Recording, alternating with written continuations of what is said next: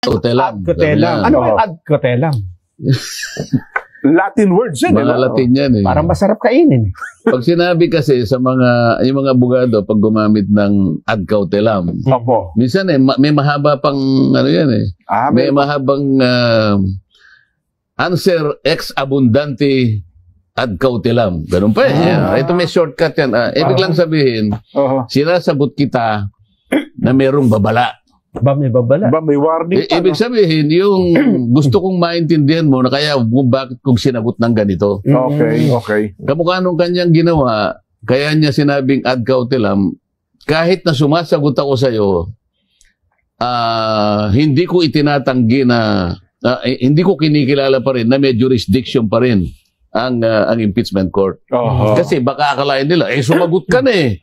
Di inaamin mo yung jurisdiction. Hindi kaya nga ad cautelam. Yun ang ano. May pasubali. Yung pala ibig sabihin. Meron siyang itinitirang ano, hindi ko, sasagot ako, pero hindi ko kinikilala. Yun ang ad cautelam. Ayun. Di ba?